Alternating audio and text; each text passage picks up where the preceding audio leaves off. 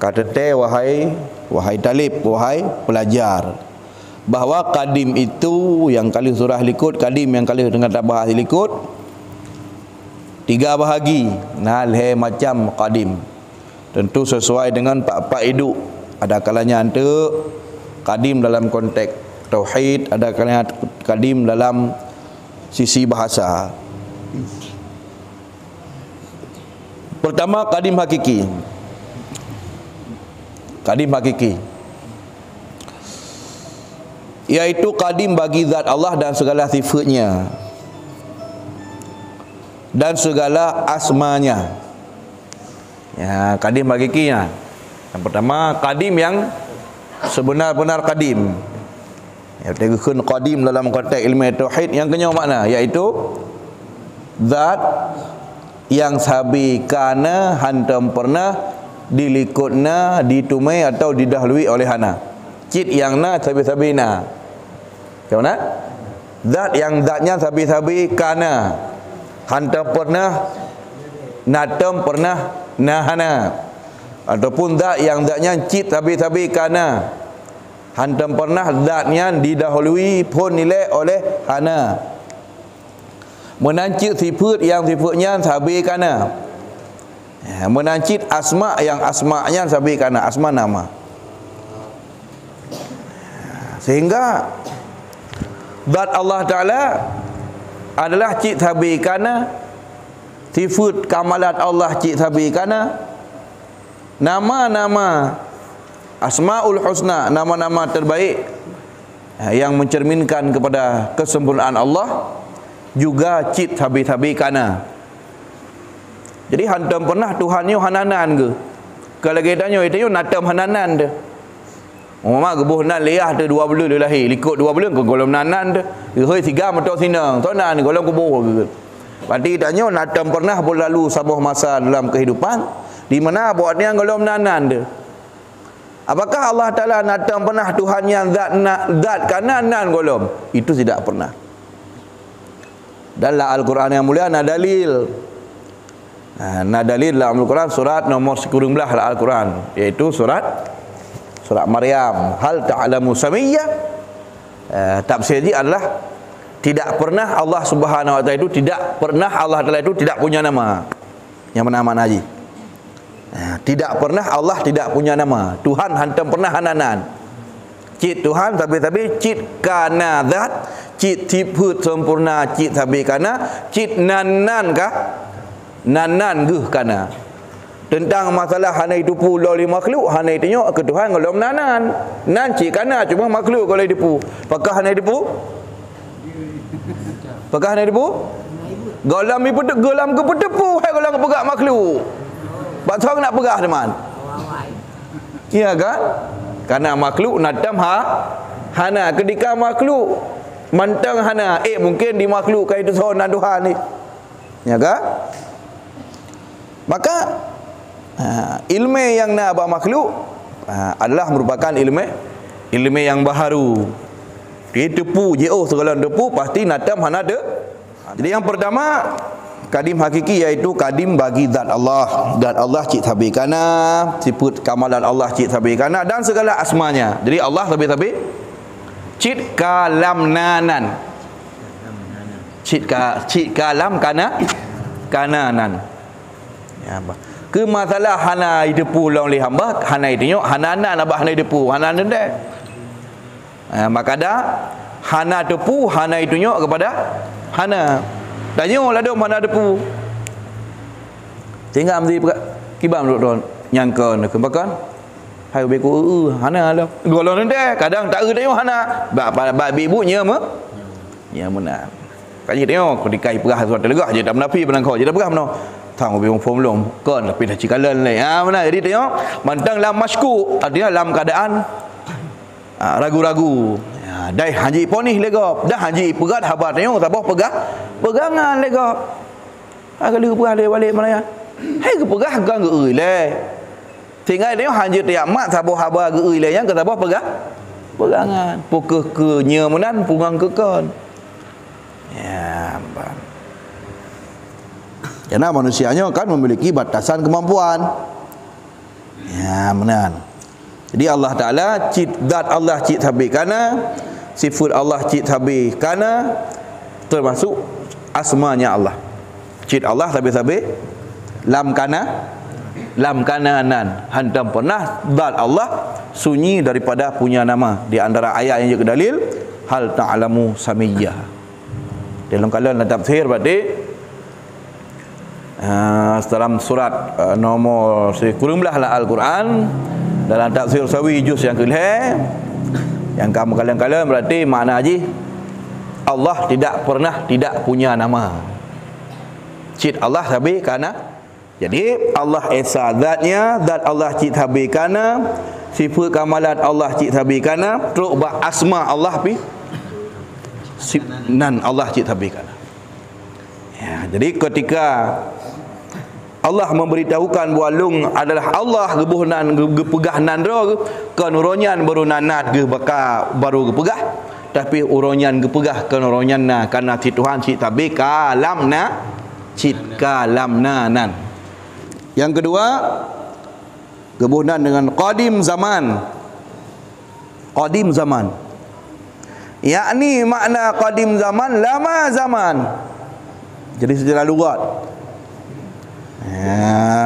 secara logat seperti yang telah lalu sebutnya.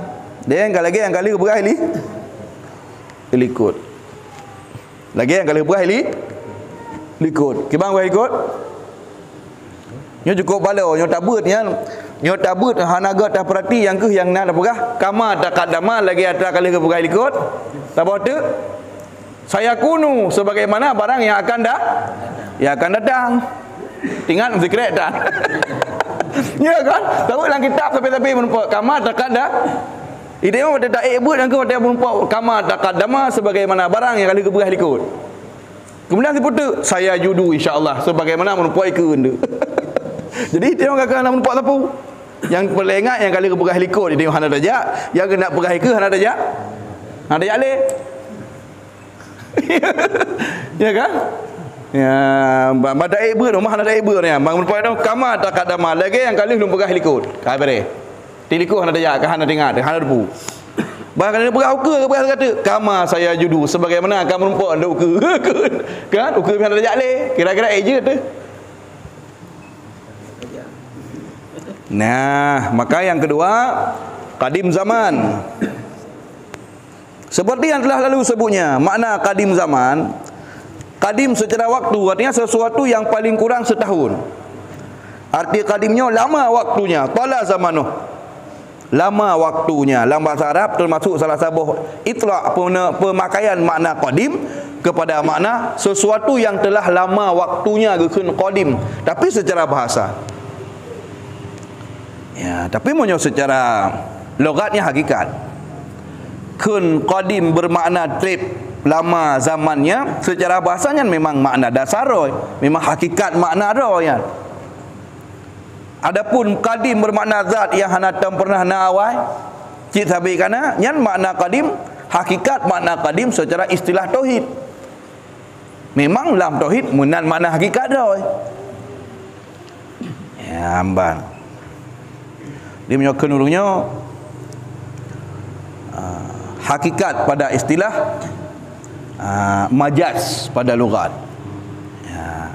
Adapun makna qadim buh makna trip wate, trip kawate, tuha kaumu, umurnya sudah tua, sah kita katakan qadim, paling minimal tidur.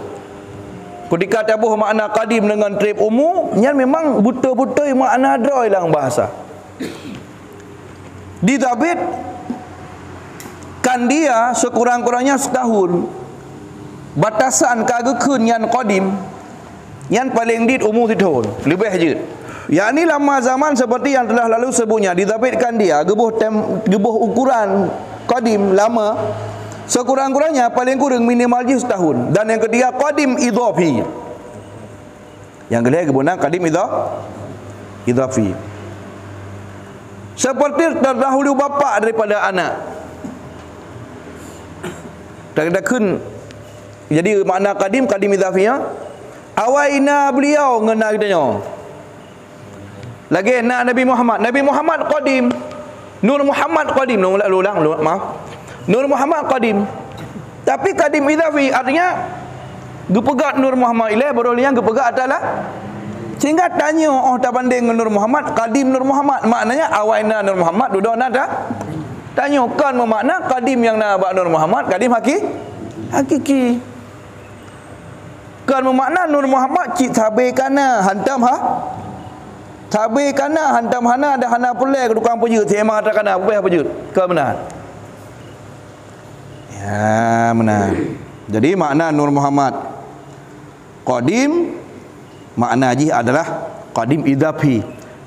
Nur Muhammad lebih awaina dari tanya dan dijadikan Nur Muhammad sebagai yang pompon gepujut nisbah ruh. Jadi pegat makhluk oleh Allah Ta'ala nayang jasadi, yang berbentuk tubuh kasar, yang merupa kasar. Yang makhluk yang pun tak keberat oleh Allah yang merupa kasar, Nabiullah Adam. Benar? Adapun makhluk Allah yang pun tak keberat berupa yang berbangsa ruh, itu Nur Sayyidina Muhammad. Yang ketiga apa? Qadim idhafi. Namanya qadim idhafi, namanya yang gila.